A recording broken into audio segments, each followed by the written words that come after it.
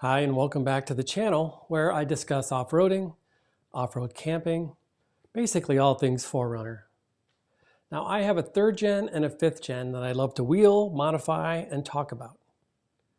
In today's video, I'm going to show you how I relocated the rear diff and e-locker breathers on my 5th gen 4Runner. Now, why you might want to think about relocating your breathers has been well discussed in many forums, but in summary, if you wheel your vehicle at all and there's even the slightest possibility of doing a water crossing, then you might want to consider doing this mod too. Now, I've done this mod several years ago on my 3rd gen. I decided at the time to redirect the breather to the area of the gas filler. Now, that worked okay for me on a vehicle that was a couple decades old, but I didn't want to do the same thing on my 5th gen. I've done a fair bit of research, and I know that there are aftermarket kits out there from various vendors. I weighed using one of them against a DIY approach, and after much consideration, I decided that no kit out there really meets my needs. I wanted to take care of both my diff and e-locker, and it seems the DIY route was the only way to go. In this video, I'll describe how I did it using a mashup of suggestions from other YouTube contributors. All that said, here's the video.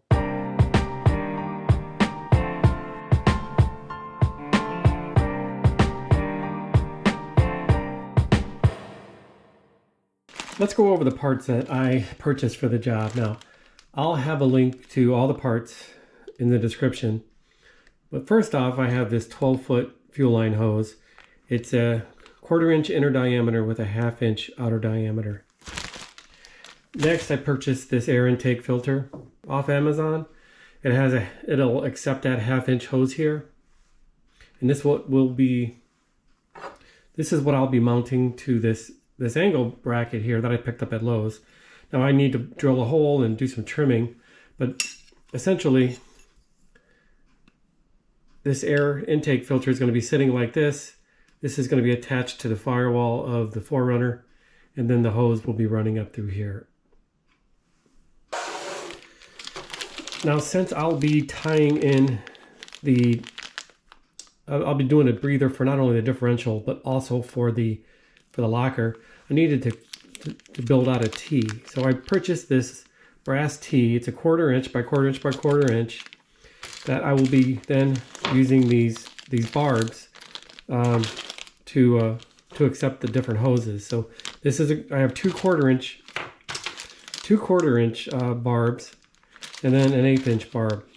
So those are the parts I'll be using, along with some zip ties and some Teflon tape. So here's that bracket, that L bracket that I bought at Lowe's. I just snipped a little bit off the end and drilled out a hole big enough to fit this filter in. So all we need to do now is get the hose inserted and get it clamped on, and we'll be ready to install. So I've got my hose here. I got the filter attached already, and I have the other end taped up so no dirt gets in there. Let me show you where I'm going to be attaching this filter. So I'm of course in the engine compartment and on the driver's side, and right here you see that there's two bolts here that are attached to the firewall. I have one already used. I have my relay for my air compressor, so I'm thinking I'm gonna be able to attach that bracket that I made right there. So that's the plan. So I'm gonna run the hose down strategically down through the firewall, or along the firewall, along the frame, and then I'll attach that bracket here.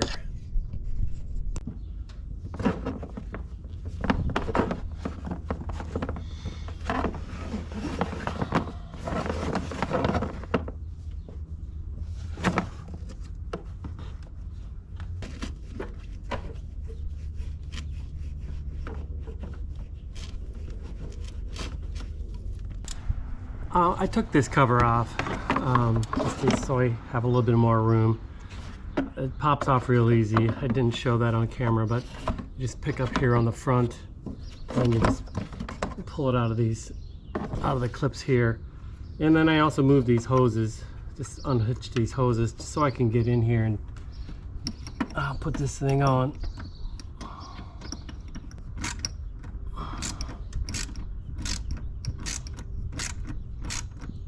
It's a little tight.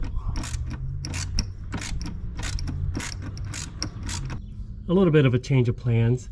I ended up switching the position of the relay for my air compressor. I moved it to this second bolt, the one closest to the engine, and then the filter I got attached here to the one closest to the fender. So let me just show you how to put this thing back on. It's super easy. It has these little claws here that fit into each of those little perches. Then you just pivot it down and it snaps on, so everything's back in place. So I got everything buttoned back up here in the engine compartment and try to get some light shining in here. So you see that's where that filter is, right next to the heater hoses. And then I'll show you how I have the hose routed down along the frame. Okay, so I'm on the driver's side underneath, and you can see here my coil shock, and this rubber piece, this is supposed to protect the engine compartment from getting all dirty. This thing is really I need to replace this, but anyway, this pops out. These little tabs just pop out.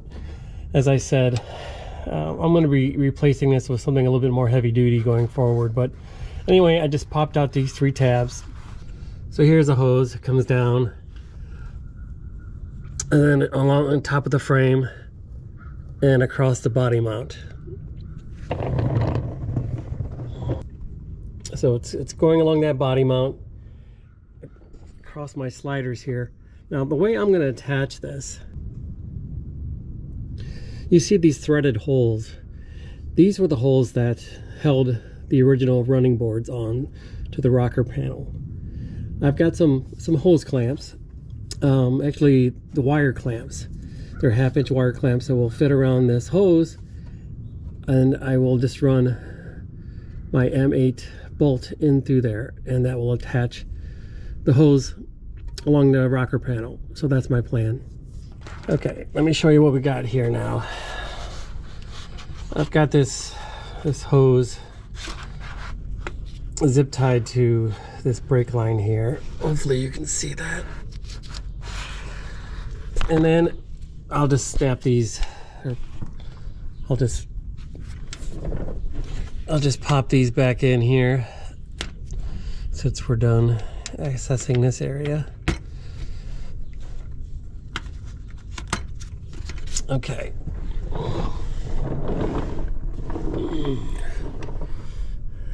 So here, you know, the hose goes over that body mount, over my sliders. Then I have the hose ran through a wire clamp, which I'll show you in a second, a strap clamp that is then attached to the threaded hole in the rocker panel that once held the running boards. So then I have it running along here, and then I've got another one here where that center bracket that held the running boards attached to the rockers. I was going to use the third here, way back here, but I ended up just taking the line. Then I ended up just attaching a hose to this e-brake using a zip tie, and then I went up and over the gas tank. Here's a wire strap that I was talking about. I just picked this up at Lowe's. I did have to use my Dremel to bore out the hole a little bit to accept the bolts, and then I just took some, I think 1-inch bolts. I put some anti-seize on them and then threaded them into the holes that the running board's attached to. I'm going to drop the spare tire down just so I can get in there a little bit easier.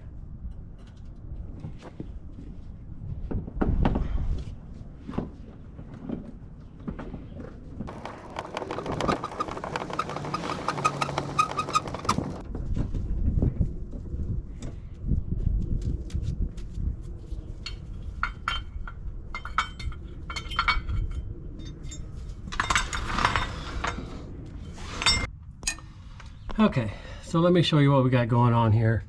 So I'm under the truck. There's my rear diff. And if you can see here, this is the hose that I ran from the engine compartment. I have it zip tied to this wiring harness, and it's coming across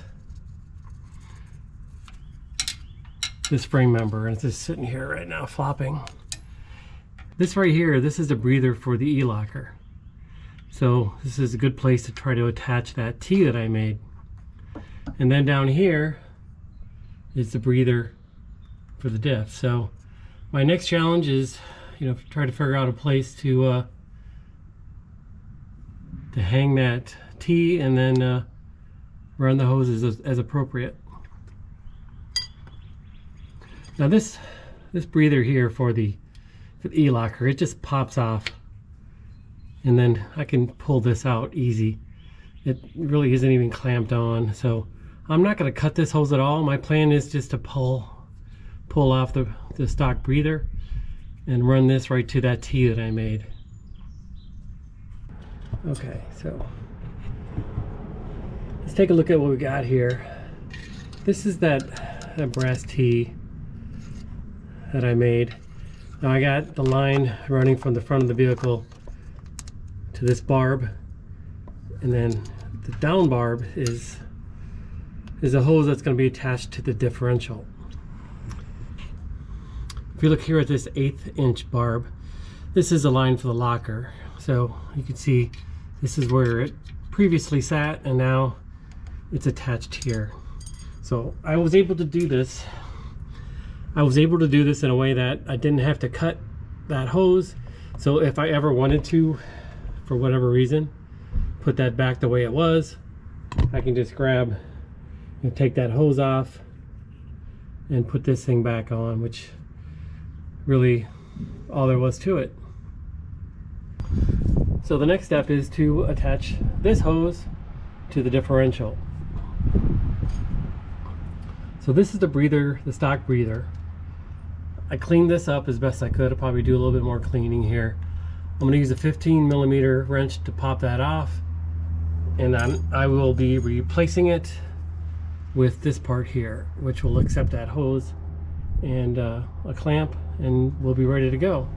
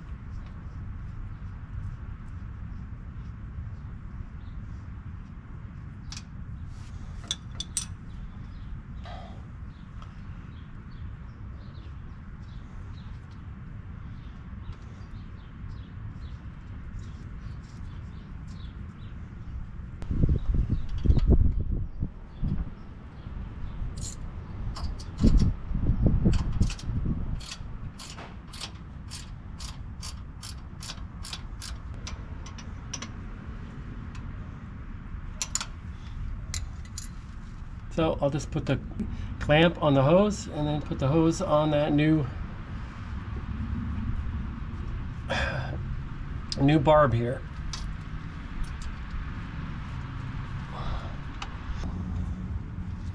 And then we'll tighten this up.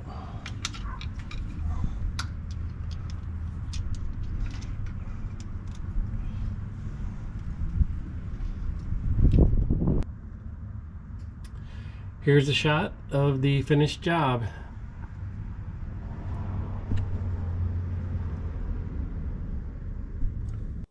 Well, there you have it. Hopefully you found that content useful. If you have any questions or comments, just leave them below. Consider subscribing if you're not already a subscriber, as that incentivizes me to create additional content. As always, thanks for watching. Until next time.